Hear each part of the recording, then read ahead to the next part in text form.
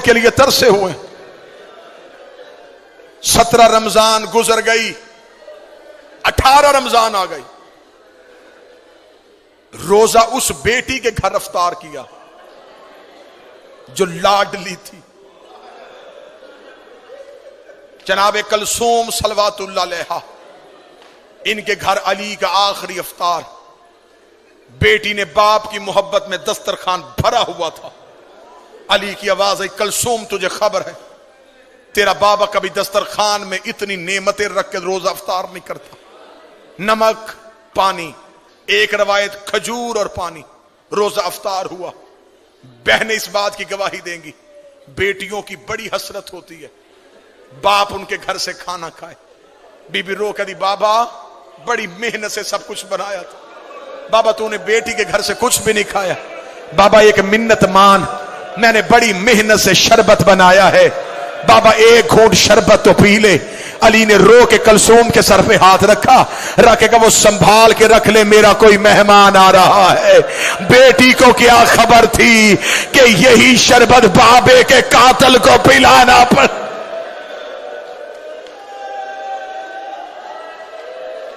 امیر المومنین مصلی عبادت پہ آ گئے.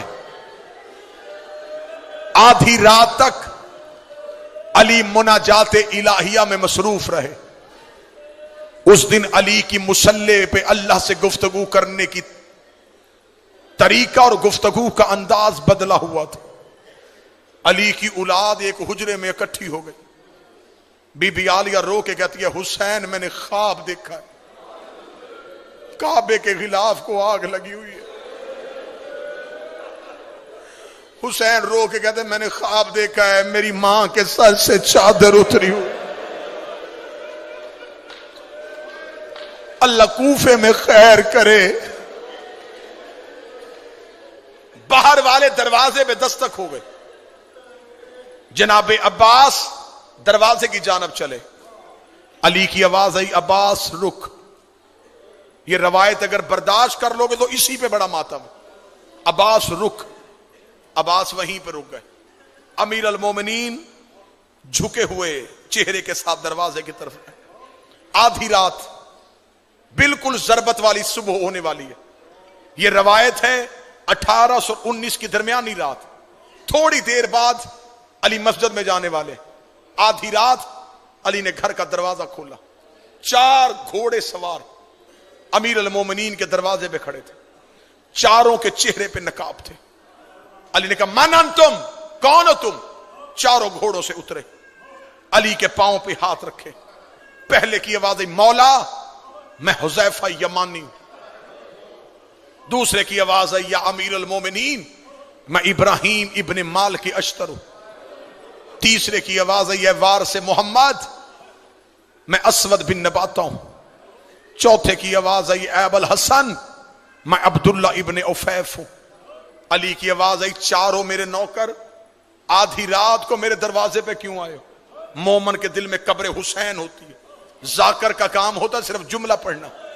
حذیفہ یمانی رو کے کہتا یا علی جب سے یہ 40 ہجری کا رمضان آیا ہے ہمیں تیری تقریروں سے ڈر لگ رہا. یا علی آپ سے ایک بندے نے پوچھا تھا کہ آپ نے داڑھی خضاب کیوں نہیں کی؟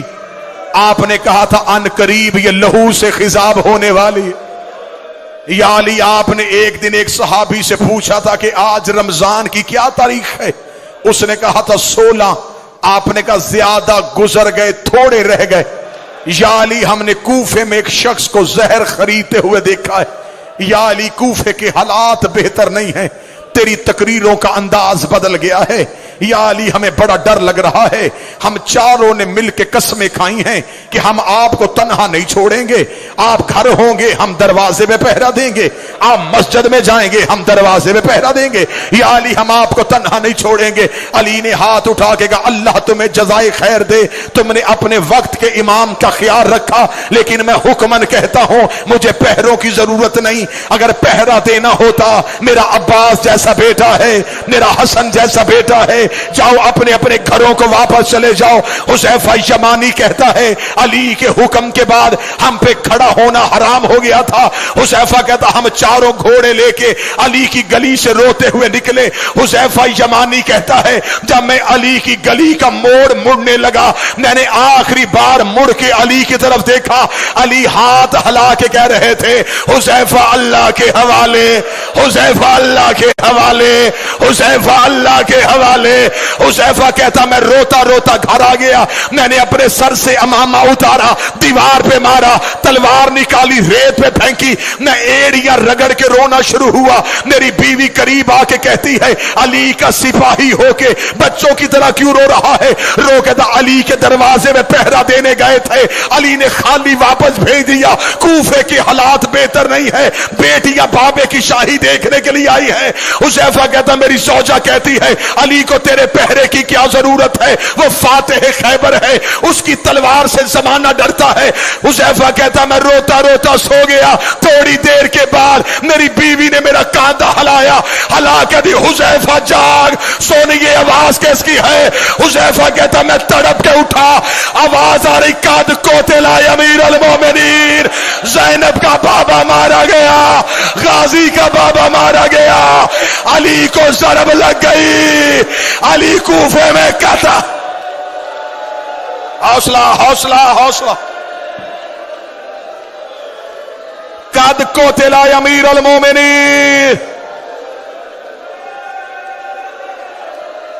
علی کو سجدے میں ضرب لگ گئی۔ حذیفہ کہتا میں دوڑا، جو شہادت علی سننے آئے۔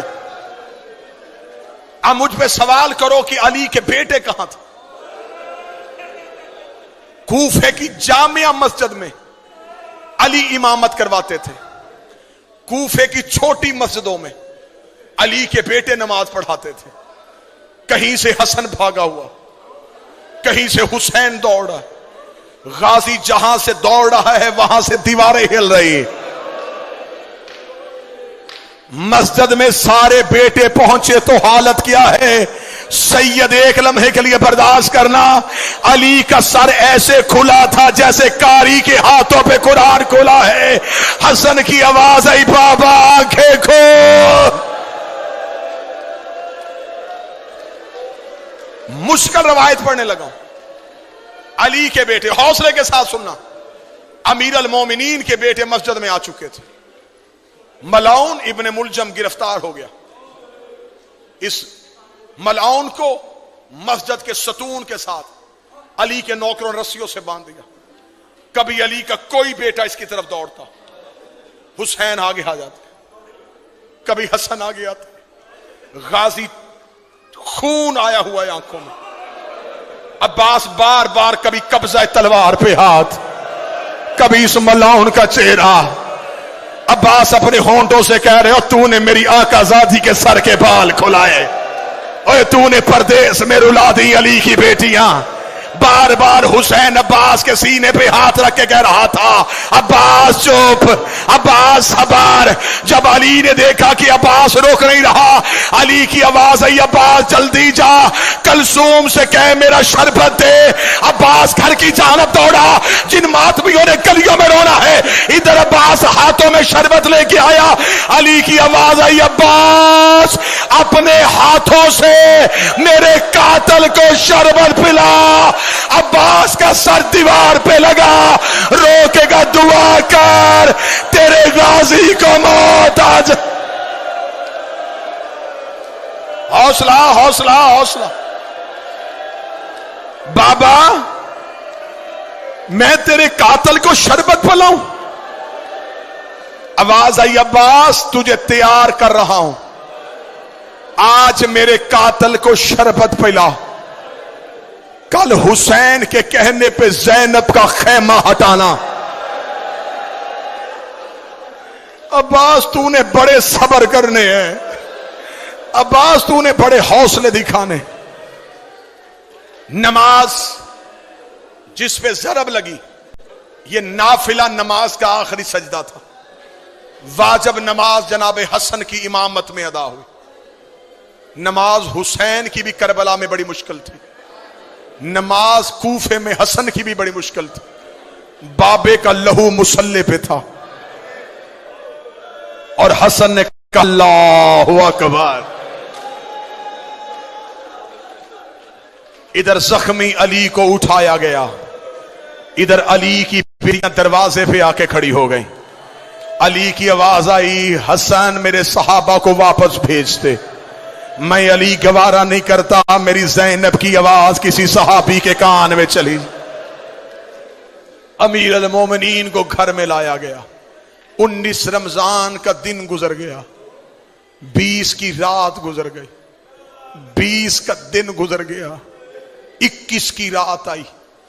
پوری ذمہ داری کے ساتھ پڑھنے لگا. 2 راتیں علی کی بڑی بیٹی عالیہ حجرے کا پردہ ہٹا کے چھپ چھپ کے بابے کو دیکھتی رہی. بالکل آخری جملے پڑھنے لگا ہوں، اس کے آگے نہیں پڑھوں گا. 21 رمضان کی رات بی بی نے حسن کو اپنے حجرے میں بلایا. مصلے پہ اٹھ کے کھڑی ہوئی، رو کے کہتی حسن 2 دن ہو گئے میرے بابے کو زخمی ہوئے. میں یہ جملہ اپنی ماؤں بہنوں کے لیے پڑھنے لگا.